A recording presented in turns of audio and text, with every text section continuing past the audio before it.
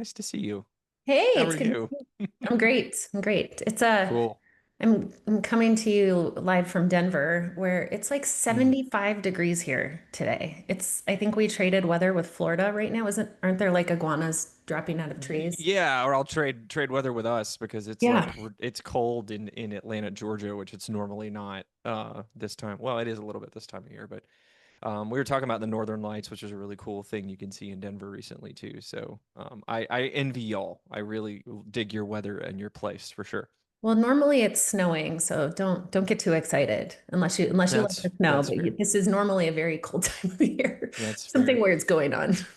Yeah, awesome. Well, friendly banter aside, it's a pleasure to have you. We reserve this time to do some pretty cool Q&As about something that's near and dear to both your and my heart. And you're the expert, and I'm just the nerd that's going to ask you fun questions. So very excited to introduce Colleen to our webinar series. Very excited to talk about using flow and predictive analytics for figuring out when the dreaded question of when will it be done. And that's a question, frankly, that I pushed back on for a very long time. Having been an engineer for a very long time, I really hated that, and we did all these silly tricks, and we still do these tricks. I call them silly, tongue in cheek, like story point planning and velocity planning and all this and that. And we're going to dig into that a little bit. I'm looking forward to any questions from the audience if y'all have any for us, as we've both implemented this methodology in practice and in production with real live teams. So this isn't theory. We're not quoting a book or talking about PhD research. This is actual execution on the ground stuff that we've seen. So I think let's just real quick do an introduction, Colleen, to yourself, and let's dig into sort of the meat of the topic and just give a baseline of what we're going to talk about today. Yeah, thanks for having me. This is one of my favorite topics to talk about. And my background, I've been in software for a little over 25 years. Gross. Um, Yeah, I but feel the it's, same way. yeah. I think I've played a lot of different roles in this industry and seen a lot of change in both how we work and what's cool, what the, Mm, the latest trends are.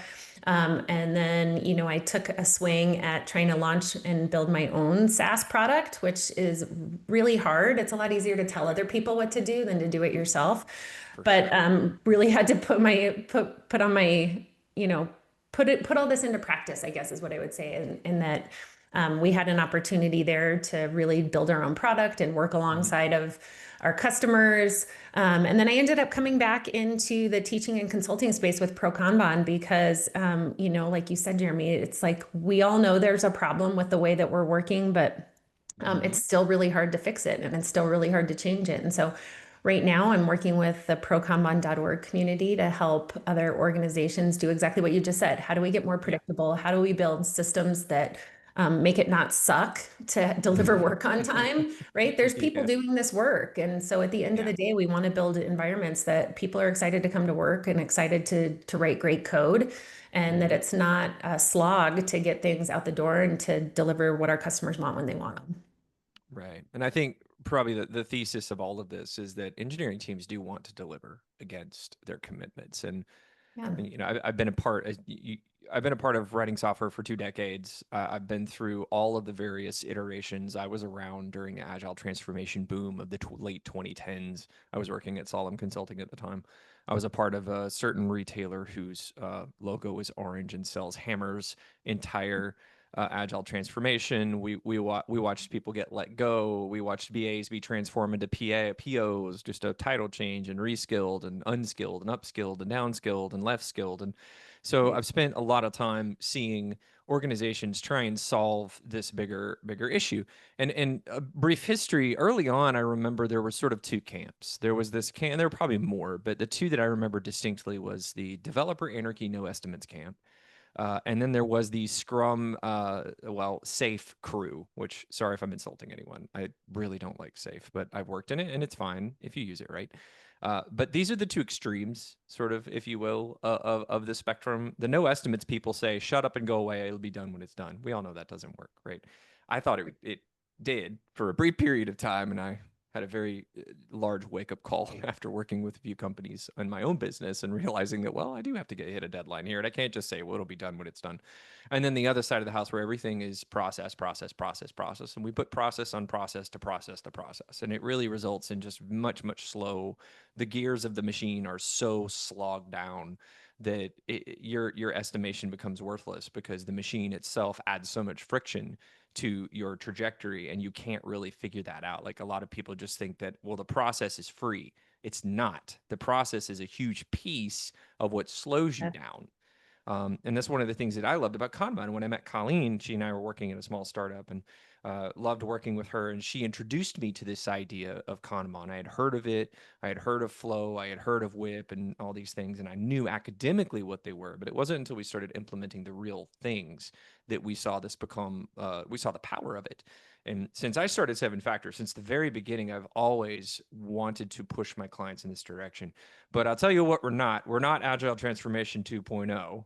I'm not here to try and sell you on a dream and write a bunch of books, although Colleen and her crew have a lot of really great books you should go read. I have none, and you should not read any of my books because ChatGPT will generate them anyway. So I'm very excited to discuss maybe the baseline of, so Colleen, if we could, let's talk about sort of the baseline basics of what we're wanting to achieve with this data collection and this metrics. And we can weave in some of the Kanban stuff for people that don't know. And then I'll color commentate with some of the Scrum differences. And then let's get to the end point where now we will really want to dig into what's been successful with us, with y'all, what we've done at a few clients, what you've done in your careers and seen in your travel. Because the goal here is for the folks to come away with some applicable knowledge, not just PhD level nonsense, like applicable knowledge that I can look at my organization and say, maybe if I just tried this one thing and see what happens, I might get something more out of my teams.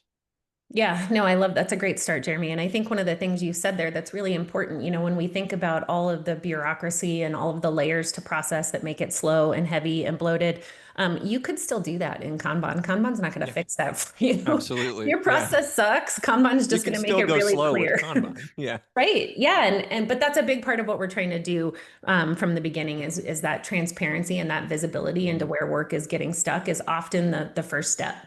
Yeah. It's admitting you 100%. have a problem. But in all seriousness, when we start to go into organizations and help them visualize their process and visualize their workflow and visualize how much work they're working on at the same time, Hmm. it really is kind of a sobering first step to go, oh, that's why everything is stuck. Or, oh, that's why Right. that feature hasn't been delivered yet because we have 20 other features we're working on at the same time. So a lot of it really is very simple to start. And it's that visualization of how does work move from start to finish and how much work is active in each of those Hmm. states. And so when we Hmm. start there, it can be applied to any process, good or bad, right? Right. But what we're trying to do is create the visibility into where that work is getting stuck so that we can start to address it. And that's where the data comes in. A Hmm. lot of when we talk about metrics from a delivery perspective, a lot of them I would say are fundamentally flawed in that not only are they based on made up math, like story points, but they're also still often very subjective in terms of what we're measuring. And so, we're working right now, a lot of the work we're doing on the pro Kanban side is really focused on portfolio level Kanban and portfolio flow and predictability. Hmm. One of my favorite things that we run into time and time again is that for a lot of organizations, when we ask, how are you measuring predictability now? They say, well, it's a say do metric. You said you were going to do this. Did you do it? Which is just such an interesting starting point for that conversation, right? I can probably make a say do metric look a lot better than what's happening in reality by changing the parameters of what we're measuring there. So when we start talking about data and visibility, the first thing we want to be able to do is see all the work in one place, visualize that workflow, and then we want to start to have the right data in front of us so that we're making better decisions about what to work on next, right? What to prioritize that's in progress, where do we have problems, right? The data should expose that, and how do we remove any kind of subjectivity from that data?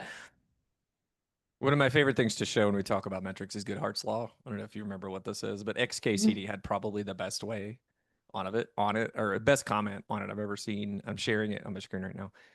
Goodhart's law basically states that when a metric becomes a target, it ceases to be a good metric, right? And then all of us who work in corporations understand that, metrics and targets are normal. We get that. But this is hilarious because of the irony. Sounds bad. Let's offer a bonus to anyone who identifies a metric that has become a target, right? Circular reasoning. And again, I don't think we're saying don't collect metrics, right? If anything, we're saying collect the right metrics and think through how you use those metrics to augment your existing decision-making process, which is the entire point of a metric. Telemetry. It's not about hitting, 50 story points per sprint, which in turn executes on XYZ different market valued features that are out there. Especially if you're working in like a SaaS product or something and you're not just building back office stuff. So everything you said, I just deeply resonates. And I think it's important for us to focus on walking that balance of when are metrics interesting, when are there things that we care about, and that's telemetry that we can use to improve our process, which is a centerpiece of predictive forecasting. You always using metrics to define where you're going to end up, and it's probabilistic, right? Which we live in a stochastic world now thanks to AI. Everything's probabilistic. So I think most humans now should have some understanding of what stochastic processes and what sort of randomness and statistics is now. And I think this is a great time for us to talk about this type of approach where it very much leans into that randomized and statistics-based approach, which turns out to be more accurate on average. Yeah, I mean, I think when we think about the goal there with probabilistic forecasting in any capacity is that we're acknowledging the reality that there's more than one possible outcome, right? I'm not Right. saying there's 100% certainty that we'll deliver on November 13th, but I might tell you there's a 95% chance that you'll get it by November 13th or earlier. Right. And so when we're thinking about how we forecast from a software perspective, we're acknowledging the reality that there's lots of different things that Mm-hmm. could go wrong. There's lots of different things Right. that could go right. Mm-hmm. And that we're trying to create some boundaries for that conversation. And like you said, it really all comes back to risk management. Yes. Unfortunately, for the entire agile industry, I think so much of the focus on managing risk has been placed on planning and how can we Mm-hmm. plan. Plan your sprints for the quarter, plan your story points. Yeah. I'll go in places and they're like, we have 6 months worth of our backlog pointed. And I'm like, I don't care. That's probably work you're never going to do. Right. And when we think about managing risk from a flow perspective and from a Mm-hmm. data-driven perspective, we're actually shifting our focus to managing work that's already started. That's where our risk is, right? Exactly. That was what I was going to say. When is risk best mitigated? Yeah. When it's right in front of your face. When do you know when risk is going to come down the pipe? When it's right in front of your face. I mean, geez, a meteor could hit the Earth tomorrow and nuke Atlanta out of the world, and I would be gone. And yeah, did I plan for that? No, right? There's this idea of black swans, right? If you've read Anti-Fragile, there's this idea of there are things that will happen that you have no control over. A great example of this, and the reason I love predictive forecasting, is if a team member leaves, right? What if your highest performing engineer, your 10xer, your 30 sprint point per sprint 30 point per sprint developer says peace out, I'm going to go make 10 times the money at Google? What are you going to do? Nothing. There's nothing you can do. You can Yeah. go and try and hire that, or you can tell the team to work overtime, but that's not going to work out very well for you. So if instead you think in terms of, let's look at the whole system and look at the whole pipeline, and let's put telemetry across the whole pipeline, which is another, you said something earlier I wanted to jump into, is the power of using a system like this is you're not just looking at the development pipeline. And I highly encourage that if you implement something like this, or even if you're using an existing safe agile framework, if you're not taking into account the time a ticket spent in UX and the time a ticket is spent in product while the mad scientists are all iterating and spinning over what they want and producing these glorious tickets that then are split into 15 different tickets, et cetera, you're wasting a lot of valuable information and throwing it out, right? Even more so, are you tracking how long it takes your ticket to get into production? Are you tracking how long it takes your platform team to deliver against the platform that your developers or whomever your infrastructure team puts it into production? If you're not looking at the whole life cycle of a ticket, you're throwing away 50% of the information that's valuable to you. And that's another big issue I take with most existing Scrum frameworks is they don't look at the entire holistic life cycle of a ticket and start to diagnose where in our pipeline are we having problems.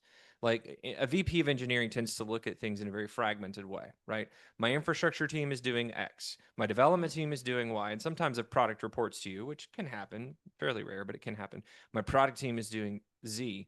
But you're not looking at all three of these things because you've got fires in all three camps and you're busy. You're trying to put out the fires in the three camps. So you don't have time to look at the entire life cycle of when a ticket goes from creation, even before creation, into like the market value stream stuff. Like, are we talking to our CEO? Are we talking to our product team or CPO and saying, okay, this particular idea has a revenue stream of XYZ attached to it, right? Maybe it's something we have to bring to market or our competitors are going to eat our lunch. Thinking about it from a holistic perspective and a value stream, which going back to lean startup, value streams are what we really care about. We don't care about sprint commits. We don't care about when a thing, how long a thing takes to go from in development to all these little columns and ticky boxes that we have. Those columns are for the engineers. They're not for the process. They're not for us. And I tend to Yeah. find that people underestimate the power of looking at your pipeline holistically. Well, and it's, there's some great work in the book, Flow Engineering by Steve Pereira, similar to what you're describing here, Jeremy. And he refers to them as hotspots. But if you think about Mm-hmm. it, right, every time you have one of those systems that's not connected to the next system where the work flows, you're creating a blind spot, right, Mm-hmm. where work is going to sit. It's probably has to get reprioritized when it moves to the next system. And so every time there's those handoffs in between how work moves, you're just kind of inviting delay. And Yeah. you said something there around focusing on speed, right? When we're thinking about how do we improve our delivery times? How do we get things to our customers faster? It's never going to come from pushing Mm-hmm. people to work harder, to work more hours. That's not how we get things out the door faster. We get them out by improving the process and finding those delays of where work is stuck and not moving forward in the way that we would like. So when we think about process improvement and process efficiency, it's really all about making that visible, right? And making it measurable. So it's like, oh no, we have a big problem right here where work Mm-hmm. goes to get, like you said, Mm-hmm. deployed. Maybe you've improved your coding time and your cycle time to when things are ready to go to production has gotten faster. But if it's sitting there for 2 weeks before deployment, you probably have a different problem. And that's Yeah. kind of the beauty of all of these systems, right? We're using data to highlight those areas, and we're using data to say where is it shifting, because it shifts all the time. Where those spots are going to shift. You're going to fix one and it's going to pop up somewhere else. I think we're seeing a lot of that with AI Yep. based coding tools right now. It's like it's shifting the bottleneck downstream or Mm-hmm. upstream because we've made Mm-hmm. one part of the system faster and the rest can't handle it yet. So I think that transparency and visibility becomes critical. I like to think of it like this. Think of it, you have conveyor belts. So you have one conveyor belt that belongs to the product team. You have another conveyor belt that belongs to the development team. And you have another conveyor belt that belongs to the DevOps or the infrastructure team. Which system would you rather have? A system where a box goes on the conveyor and it moves down and it reaches the end of the line and it goes into a pile. And then someone has to walk over and pick that box up and put it on the next conveyor belt Yeah. and then move on with their life. And maybe they're bored sometimes because they don't have a bunch of work to move to the conveyor belt, or maybe they've got like 60 boxes and they can't get them into the next conveyor belt fast enough. This is the idea of bottlenecks, right? This is a very easy thing. If you read the Phoenix Project, this makes sense. If you connect all those conveyor belts together and you just put a brief stop in front of each where we're transitioning from conveyor belt to conveyor belt A to conveyor belt B, that is a billion times faster than having someone manually pick that box up and put it on the next conveyor belt, right? And even more so, you mentioned earlier about parallelism, right? We like to think that we're parallel. I'm sorry, there's neuroscience. We suck. We are terrible at parallelizing work. And the PMPs in the room are going to throw rocks at me and say, you're bull crap. I've run projects with parallelism and it worked just fine. Okay, fine. I can back off the anecdotes. But I'll say in the 20 years I've been doing this, when I put multiple people parallelizing and fanning out on work, I always end up with problems in the back half, what we call integration hell, if you've ever been there, right? It's where we're taking all this complex software that we developed and then trying to bring it all together and wire it all together to make it work at once. How much better is it to simply run one box through the conveyor belt or two boxes through the conveyor belt and have your team swarm on those two boxes to develop it? And some developers don't like this. Some engineers like to work alone, the lone wolf syndrome. I challenge those types of people. I think it's fine if you want to work on something by yourself for a minute, but having an interaction with another human being, we live in a social world, and post COVID, we all need to talk to other people because we're all lonely and crazy. So it makes sense to put people in teams and make them talk to one another. But at the same time, you're going to get a higher quality product if those. And this is one of the foundational tenets of Kanban, right? You're going to get a higher quality product if you run less things through your pipeline and you focus more work on them. It will end up averaging out faster and more predictable on average if you run less things through your conveyor belt and you have more people work on it. Now, there are diminishing returns to this. And Colleen, you may know some science to that. I don't know any off the top of my head. There's probably studies that's been done on this in Lean Six Sigma circles and Toyota production management. I'm sure there's lots of really cool stuff, right? Gold rats, that's reading sand for me. I can't handle it. But Yeah. the idea of it's a conveyor belt and you're hooking these things together, and the less friction you have from going from product into engineering into deployment, the more predictable you're going to be. And when you layer telemetry across the entire system, you get to see where those bottlenecks are that traditionally you wouldn't be able to do.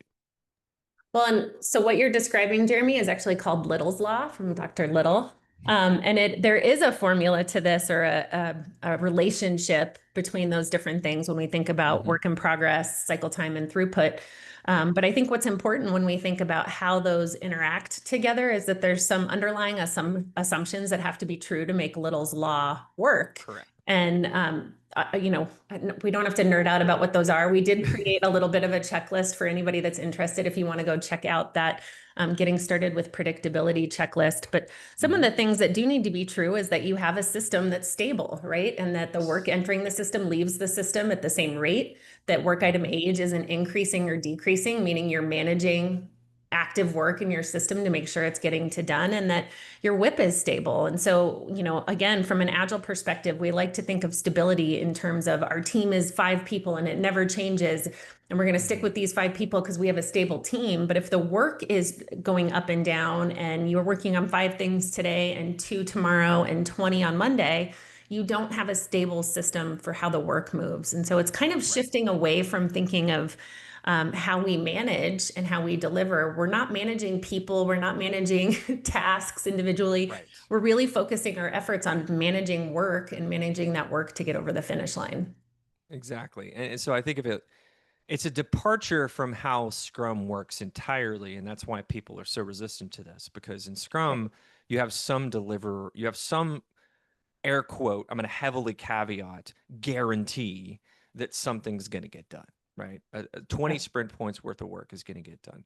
The biggest hesitation we've had in customers that we talk to about using this is that it takes a minute to calibrate the system, and they really dislike risk, as you should. Every good product owner, every good business human should dislike risk. I dislike risk. I run a 70-person company. I hate risk. Risk is my enemy. So that's okay. But it takes time to calibrate the machine to get enough data to then start to do the predictions. It's kind of like you're training an AI model. Let's talk about it in terms of today, right? Yeah. You're training a model, more or less. A Monte Carlo simulation is just a statistical method that's similar, but not exactly the same, but similar. It's like more like a linear regression, but it's similar to some of the AI stuff that you see today. And so if you have a team and you get them started and you start collecting information on that telemetry, first off, you start off not knowing anything because you don't know that team. Maybe it's 5 brand new humans that have never worked together before. So you have no clue how efficient they're going to be. After the first couple of weeks, you start collecting information, again, assuming you have a good backlog. But this is also something you put telemetry on too. Maybe the product team is not feeding them fast enough. There's plenty of problems you start to diagnose immediately because you're getting real-time feedback. In a Scrum system, you get feedback that's delayed. It's more like every 2 weeks or so, you kind of look and see what's going on. But you don't know if your issue was in your product team until you get to the end of the sprint. Or maybe you kind of do, but you're not sure, but it doesn't matter because you signed up for a commitment and the executive leadership's holding you to your 20 points. So you got to go figure it out. And then you play silly games about moving points across sprints and all this stuff that we've all done. Right. But what that produces in you is this ideology of I'm here, I'm just going to game the system and figure out how to meet what they told me to meet, because as humans, we love goals, right? We love to go get something. It's just built into our dopamine fused psyche. So if instead we start looking at what the work's doing and back off the engineering team and say, look, I'm not going to ask you what you're doing. You're going to come to stand up. You're going to talk about what you're doing. You're going to use stand-ups as planning. That's what we do. We use stand-ups as sort of mini planning sessions to sort of figure out what's going to get done today, which is weird for people that come from Scrum too. But every stand-up, we're figuring out what we're going to do and where we're headed. And then at the end of that 1 week iteration, we feed that back into the system and say, okay, we got 5 tickets done. How in the hell did we get 5 tickets done? Well, that's pretty cool. The product team did this. The engineering team did. Notice that we're not once sitting in a room talking about what we're going to do. We're doing it. Yeah. And then looking at what we did. That's a different mindset. And that mindset is more powerful because it feeds into this, let's just go get something done idea, right? Again, there's lots of caveats to this. It has to work out, like Colleen said, in a very specific, stable system.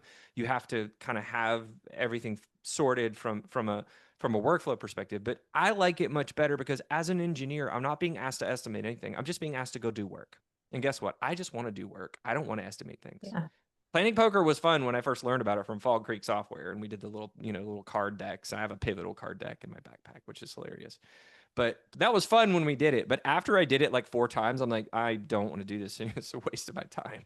Or And sat in now, a room for 1 hour arguing about if it was a 3 or a 5 just to right. discuss one story's requirement. And there's so many psychological things in there too that senior developers intimidate the crap out of your juniors, and your juniors like, yeah, what he said. So it's like there's so many biases in this system. You're assuming that everyone's coming to the table is a reasonable human being, and we're all not. So let's just not go there, right? Yeah, I mean, I think you said something there that's really important too. We talked about the concept of probabilistic versus deterministic, but I think the other thing that happens so often in software is we spend all this time trying to get this date at the beginning, whether you're doing it with Mm-hmm. points or just asking everybody for their opinion on estimates and you're planning all of that with probably pretty imperfect information. You probably haven't started coding yet, or if you have, maybe you're bringing a new team of people together, right? All these factors, right, that are kind of chipping away at the integrity of that estimate that you've come up with, and then you Mm-hmm. spend the remainder of the project trying to hold that estimate up and keep coming back to, well, we said it was going to be November 15th, so we have to hit that date, even though a million things have changed along the way. And what you're describing there, Jeremy, of that notion of continuously reforecasting is basically saying exactly that. We're going to keep feeding the new information into Mm-hmm. our system so that it's going to tell us immediately if we have a problem. Is November 15th still a reasonable date for us based on the pace and the volume of work that we're churning out? Instead of trying to keep coming back into a room and going, well, I don't know, what do we do? Should we change the date? Should we Yeah. add 5 more people? Should we cut scope? Those are Mm-hmm. maybe all things that need to happen, but we want to do that based on the data that's coming in on how we're working. Exactly. And I want to challenge every product person that watches this or that's on this call. You're probably saying, well, that's awesome. That just tells me when I'm going to suck, right? That tells me when I'm going to get the hammer of doom from my stakeholder. Not really. What this gives you is a set of levers and dials and knobs early to say, well, Yeah. hold on a second. Maybe we need to think about this feature. Maybe we need to simplify this. Maybe we need to change how we're thinking about this. In the teams that we've implemented this idea, we've seen better product come from product ideas or from product teams because product teams are being told no. I know we don't like being told no, right? I hate being told no. And I'm not saying that to be disrespectful, but sometimes product needs to be told no. You need to be said, wait a minute, I could do that, but I don't have enough time and resources to do it. So can you please maybe rethink your idea and come up with something that's maybe simpler that meets the same ideas? That challenge back to product, which good engineering teams, by the way, do. And in small teams, this is very easy because there's 2 guys working with 1 person and you're all just sitting around in a room and making decisions and calling plays from the huddle. And that works great. But in a large scaled enterprise, getting that information is so difficult, but it's incredibly powerful to feed up the chain to executive leadership to say, hey, so this grand crazy idea that we had, if we change it in these two ways, we think we'll meet this deadline, but also we're getting rid of all this extra cognitive load that we just don't need to think about right now because it's unproven. We're not really sure if it's going to work. We're not really certain if this is even the right feature to add to this because our user base is telling us A, B, C, and X, Y, Z. So it sends more information to the product team and it sends ideas back through the hellfire and brimstone of the product crew, which is a good thing because that means you're getting more value out of your engineering team. Again, if all you care about is sprint points and velocity points, keep doing Scrum and keep doing what you're doing. And that's cool. And no shade, no hate, no nothing.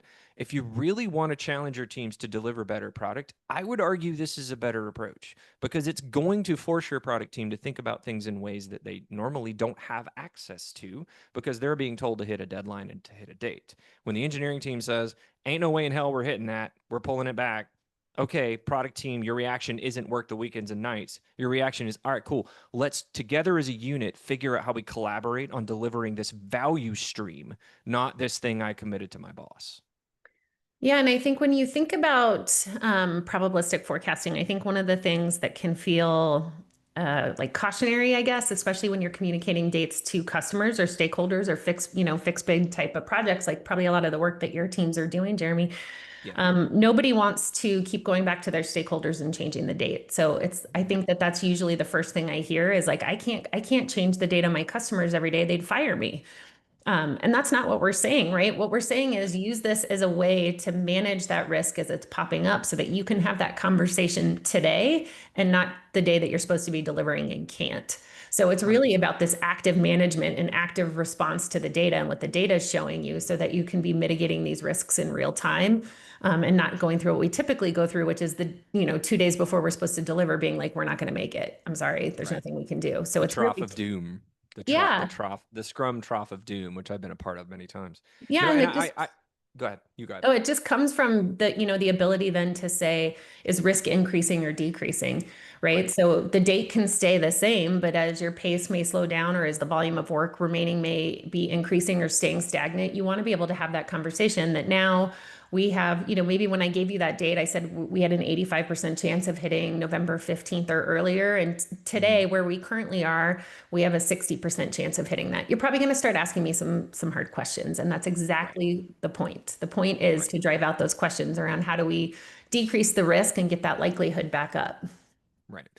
So a big question that I got from a CTO was talking to about this was, okay, so this all sounds cool, but when I talk to my boss, he has things that he needs done that he's committed to the board, and I need to know when it's done, right?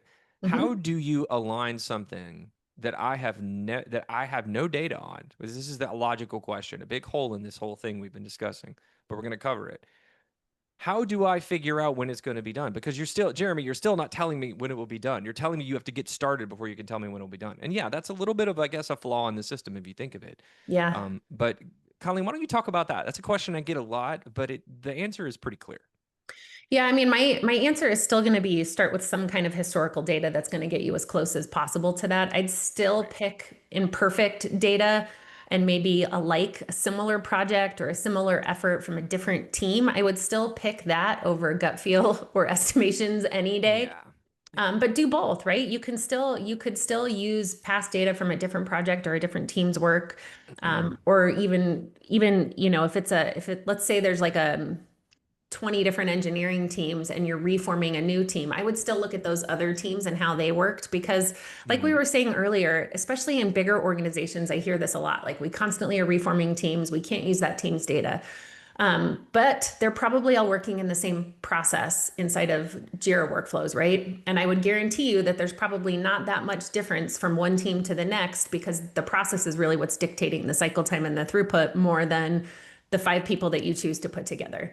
So I would still start with historical data from something as close as possible and then just reforecast that sucker every day as new information comes in. That's going to be Hmm. the most valuable way for you to see how accurate it was. And then again, like there's other factors that are going to matter here. If you're if your WIP is changing dramatically day over day, if you're making pulling a bunch of work in that doesn't have your team doesn't have capacity to actually work on, which is also very common. We love starting stuff even if we don't have the bandwidth to do anything with it.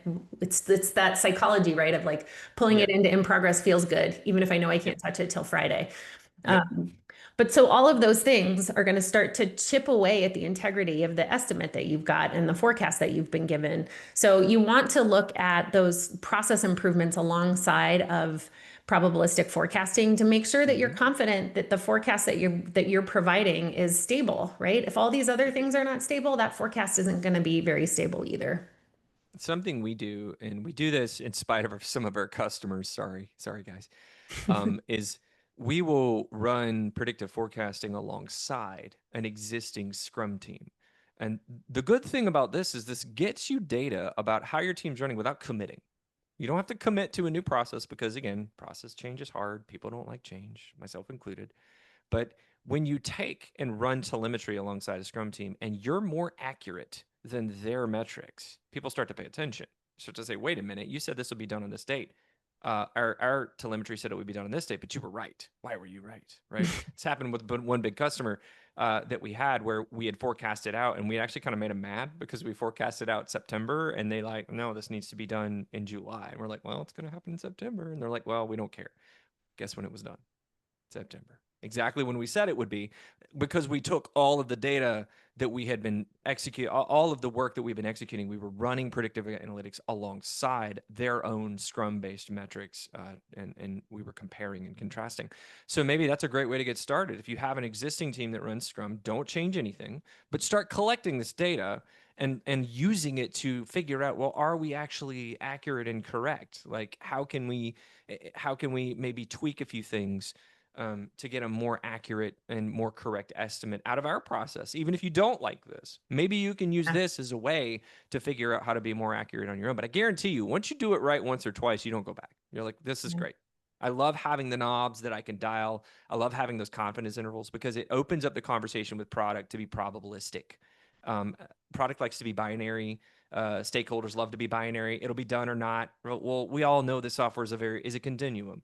If we again go all the way back to lean startup, we're supposed to be delivering incremental iterative value. Go back to your Scrum training. A PBI is supposed to be a shippable product unit that provides some value, right? Yes, I am CSM certified. So going all the way back to that, we've lost the way and we're breaking tickets into API tickets and front end tickets and doing all kinds of stuff these days just to appease the system, right? If instead we go back to looking at software as product ideas, as shippable product units, and we stop caring about building our morphing the work to the process and instead morph the process to the work, you get a much more predictable system and you get a much better system for developers to work in because nobody's asking me to estimate anything. And I really like that. Well, and I think what you just said there about morphing, the process versus the work. What are we managing and what Mm-hmm. are we measuring? It's one of the biggest hurdles I see for teams getting started, other than the things we talked about with like system stability. But when we're talking about the Mm-hmm. data, do you have data that you can use? A lot of times, all of the metrics gaming that takes place, I usually refer to it as Jira accounting. All the Yeah. things we do to make metrics look better in Jira actually invalidates a lot of the data that you would want to get from your system. So you Mm-hmm. you brought this up earlier. If I'm Yeah. closing my stories at the end of the sprint so that I can get my sprint to zero and then opening partial stories for the next sprint so that my say-do metrics look better and that there's nothing carrying over from one sprint to the next, it's going to make it really hard for me to use that data to forecast because I've got Correct. impartial work or incomplete work. And so when we Yep. start thinking about what needs to be true for forecasting, sometimes you have to go up a level. And if you've got this pattern of garbage data coming out of Jira, you might need to look at features before you can forecast with Mm-hmm. stories. Same things apply. You can forecast features at an individual item level or a multi-item level and start to look at what your feature throughput looks like. And that might help you start somewhere if your story data is garbage. But I see a lot of anti-patterns in the data that as soon as I start to go help somebody with forecasting, I'm like, ooh, we can't use this because these are subtasks. These aren't actual user stories. And so some of that, I think, also starts to come up when you're introducing forecasting with new teams or new clients. There's kind of a reckoning of what needs to be true about how we're tracking the work so that we get good data out. Not That's a perfect good data, point. not perfect data, No, but usable that's a data. great point that I hadn't thought about. So thanks for that. I had, yeah, that's actually a really good point. If the data isn't holistic, it's very difficult to get like an accurate forecast. I mean, you can get kind of there, but we really want that true blue. An entire feature took XYZ amount of time. And the other thing I love about Actionable Agile is it takes weekends into account. Nobody works on the weekends, but Yeah. it does anyway. And what that does is it allows us to, well, some people work on the weekends. I don't. But it allows us to see again vacation. It takes all these things into account. So the big questions I've got, well, all sort of rapid fire question time, real quick, Colleen. So should all tickets be exactly the same size in this system? Yes or no, and why? No, they shouldn't, because that actually drives a lot of the same terrible accounting practices we were just talking about, right? If I try to Right. make every story, let's say 4 days, I'm going to start carving those stories up in a way where they're probably not independently valuable. Hmm. And I'll create dependencies in the system where now one story can't go because I need the other 4 day chunk of work to go with it. So I've created my own jam in the flow of work to done. And so that artificial sizing to try to make everything the same actually kind of backfires on you. You end up with Hmm. work that's not complete or work that's dependent. And then it hurts the flow of work to done. So you want to allow for that variability in your system. But what you do want is the ability to go back and look at your past data and kind of create a threshold. We call it a service level expectation that Hmm. will allow you to right size work coming into your system. So if I were to tell you that, let's say, 90% of the work that this team does is done in 7 days or less, then you have an easy way as work is entering into your system to say, can this be done in 7 days or less? If the answer is no, can we make it smaller Hmm. and keep the independent value? And in some cases, the answer might be no. This is just going to take us probably like 10 days. We're not quite sure, but we're going to start working on it and see what happens. And then in other cases, it's like, okay, well, let's allow something bigger into our system and know that this is going to be an outlier that we need to actively manage as we work on it. So it's really just trying to streamline the work coming into the system, and we call that right sizing instead of same Hmm. sizing, so that you can make sure that you're not pulling anything in that's too large. But I do think you can have a much bigger problem on your hands by making things all the same size than you intend. Yes, I've fought this fight for forever. I remember back when we were asked to basically unit vector all of our stories, and it's Yeah, impossible, right? And yeah. It's any also a waste engineer, of time, it's a right? waste of time. Like you're asking me as an engineer to write size 50 tickets. And I'm like, I don't know. Okay, fine. I'm just going to break up into this and break them up into that. And it's just, again, it's a waste of time. And not only that is it's it's impossible to ship value if Yeah, you're using that approach. So the unit vector approach to stories is a big anti-pattern. It's one of my pet peeves that I tend to rail on when I'm talking to people, because they see that as a way to get consistency in your sprints. And the fact is, okay, fine, but at what cost? right. And is it in fact unit vector sized? Usually it's not. And we're also assuming that every story and every unit vector has the same priority. They may not, Yeah, right? yeah, One feature may be way more important than another for us to get across the line. And the final point on that is that the counter argument was, well, what you just said, Colleen, there's a ticket that takes like 10 days and I need to ship that sooner. Isn't that too long? Are my developers wasting time and watching Netflix, and playing Pong on playing Frogger, sorry, on their computers?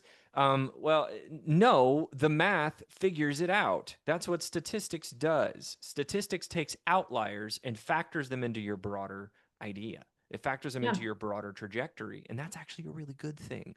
Remember my example at the top of this webinar? If your 10x developer quits and goes to work for Google, you're screwed. Well, in this particular system, that it would be able to adjust and accommodate for that in a very short period of time. And now you would say, well, they were valuable, but you know what? I think we'll be okay. We just need to hire two people and do A, B, C, and XYZ and move this feature to this date. And, now our forecast is out 4 weeks. So we got to go talk to the stakeholders and be like, hey, guys, our developer left. We're going to be out 4 weeks. And, if I'm the CEO of that company and I'm hearing this 2 months before the deadline, I'll be like, all right, cool. No worries. All good. I'll figure out how to manage this. Right. And it's really interesting. Outliers are always going to be there. They're always going to be part of the system, right? That's normal.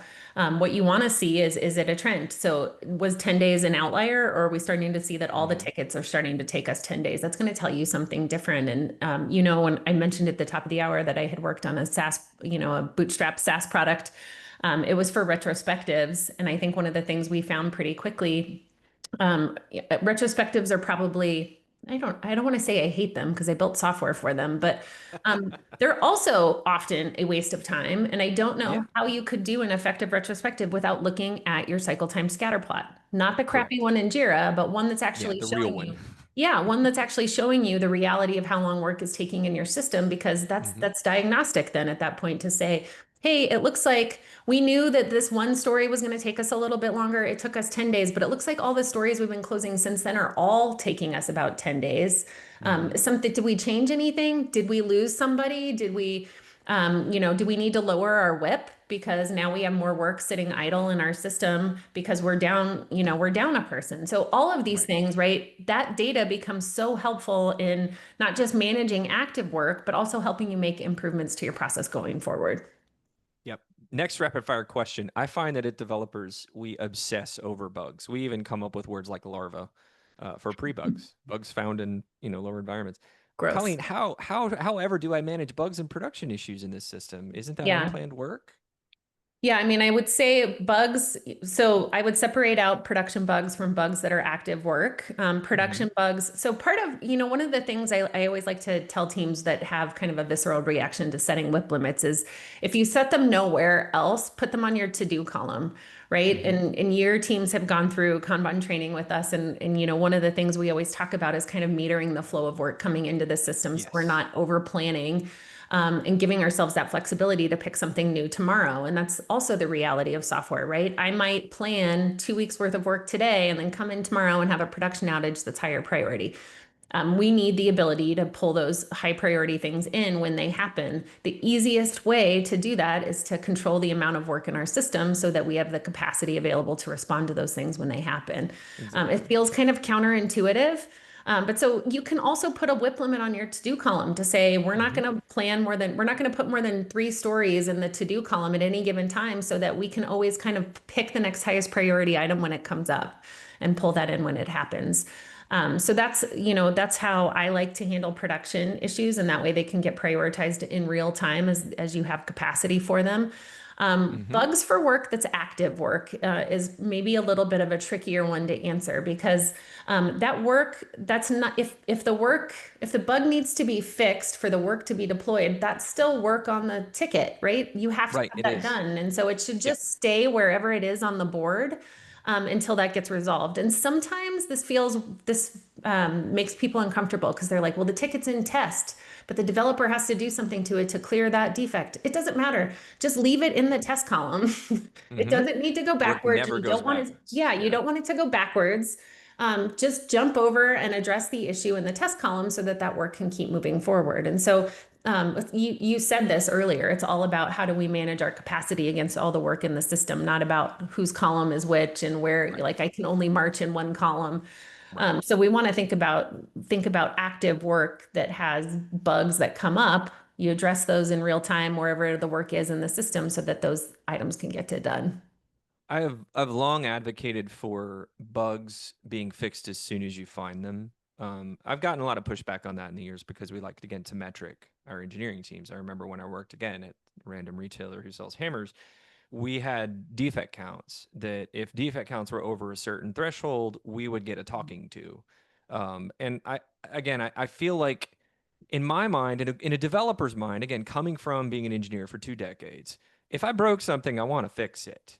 And in most cases, I don't want to ship something broken to any environment if I actually care about what I'm doing, right? If I don't care what I'm doing, then it's a different conversation. But the big question is how do you find those things early, right? And a lot of the techniques we've employed is having engineering teams work with QA in mid sprint and delivering against into lower environments in continuous delivery ways, delivering that software into lower environments and having them being tested by QA immediately. And if something's wrong, I'm not going to move that ticket into test yet because I prefer to front load QA to the maximum capacity.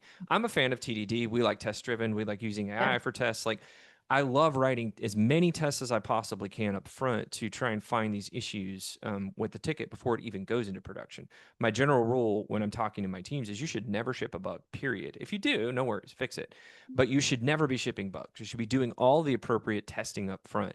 Now, again, a requirements miss, or because again, as a developer, I can be annoying and mean and say, well, it wasn't my problem, it was a requirements miss. And you get this kind of, finger pointy fighting thing that I've seen many times in my career. And to what you just said, Colleen, it's not about who made the mistake. It's about fixing it and getting it out and delivering the software, right? So I would even argue that sometimes product needs to go sit in the test column and say, hold on a second.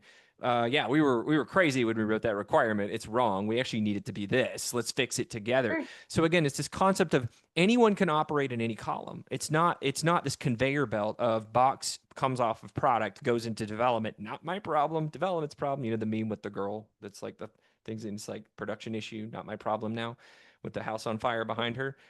You want to think of these issues as a collaborative approach. Every single bug that hits your plate is something for everyone to try and solve. It's not just engineering's problem. It's not just product's problem. It's not just the deployment team's problem. Even if someone's trying to put something in production and it's busted, me as the engineer, I'm going to be like, hey, how can I help you? Is there anything I can do to get this into production?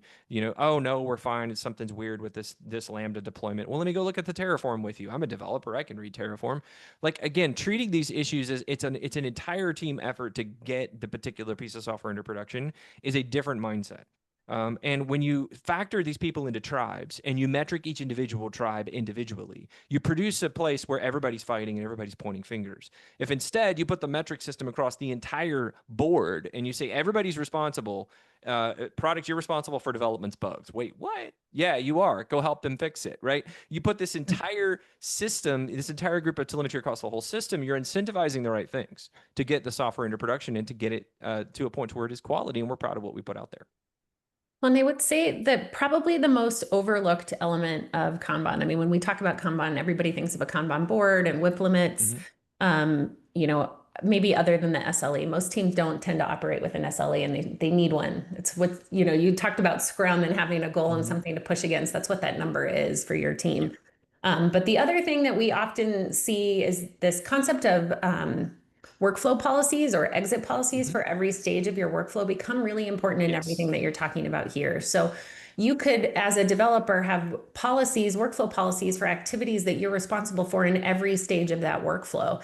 It could 100%. be like early on, there's some kind of right sizing or development review of the story when it's in the analysis column before it moves to Mm-hmm. do, and then it goes to do, and there's some kind of review of the test driven development stage, right? So all these things about your workflow policies really become that contract for how you're working together as a team and what has to be Mm-hmm. true as work is moving from one state to the next. And when bugs start to pop up, if you're dealing with any kind of quality problems or you're seeing your cycle time increase because of handoffs, those are all kind of indications that you want to go back and revise your workflow policies. Those Yep. are the things that are going to help you shift testing left and get more of that quality control earlier in your process. But for so many teams and organizations, they operate with this these are just like unspoken assumptions, right? We Mm-hmm. know we do test driven development, but where does it happen? When does it need to be done before it can move to the next stage of the workflow? And I might think that we're all operating under the same assumptions here, but we're all slightly off in how we're doing it. Or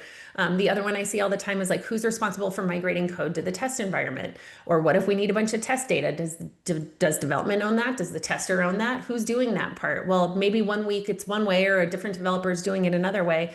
All those things Yep. are going to impact delivery, right? Things are going to get Yep. stuck waiting because I'm assuming that I'm waiting for you to deploy the code for me to test.